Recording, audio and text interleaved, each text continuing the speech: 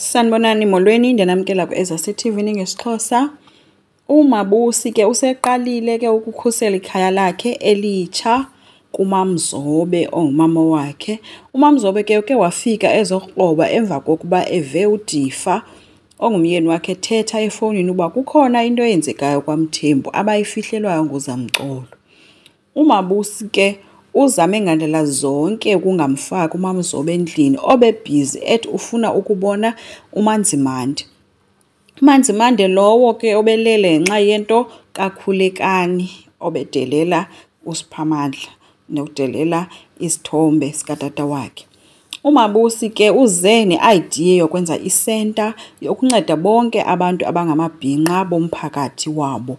Into ezifana nokufundisa abantwana abangamantombazana ngokukhulelwa bebancinci, indawo apho abagulayo bezokwazi ukufumana ukunyangwa kuyo, nezinye izinto ezithinta umphakathi. Into ke ibishota ibiyindawo yokusebenzela.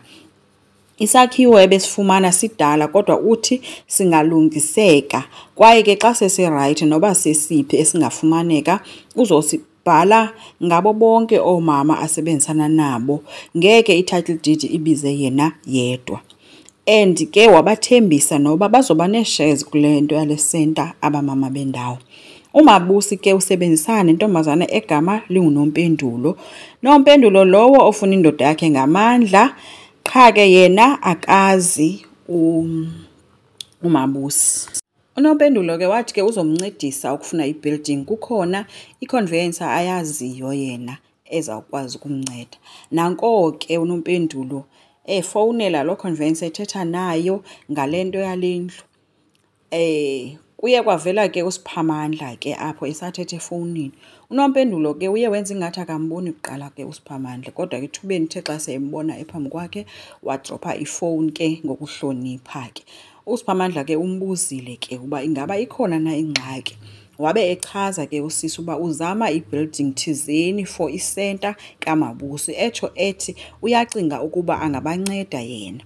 Wavuma ke uzamcolo esakhophoza ke enjalo ke uNompendulo ngelinika imbeko kuzamcolo.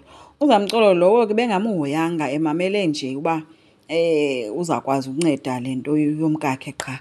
Phofu ke uthe xa ehamba uzamcolo uNompendulo waqinisa intloko kwaphela okwakumutsa kuba kaloku ubevele ezenzisa kwakuleyo ngathi uyahlonipha. Yena umfuna nje uzamcolo ematrasini, akaboni leader yankonzo kuye. Nanko ke uSiphamandla efika ke ngobusuku ezosurprise umkakhe nge-title deed.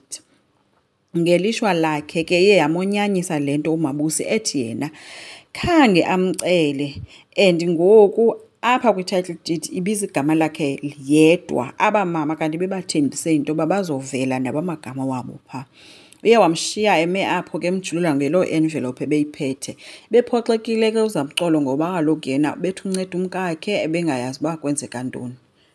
Ingxaki ke akazi ukuba uNompendulo lo uzovuya ame ngomlenze oyi-1 ngoba kaloku ngoku iye yaphumelela le yokuba xabanisa into ukwenzela into yoba izoba nguye lo ozozifunela kuSiphamandla emva kwayo yonke ingxabano azoba nayo noMabusi.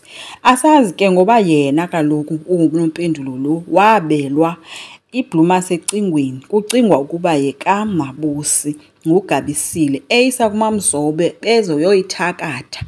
So ke asazi noba yena xa sele efuna ukulala noSiphamandla izamsebenzela naloo nto leyo ngoba kaloku ipenti yakhe yasetyenziselwa amayeza ngumamzobe. uMabusi ke yena ke akazi uba uthathe i-enemy wayifaka ekhwapheni, into nayo ke kuba nyhani akazi.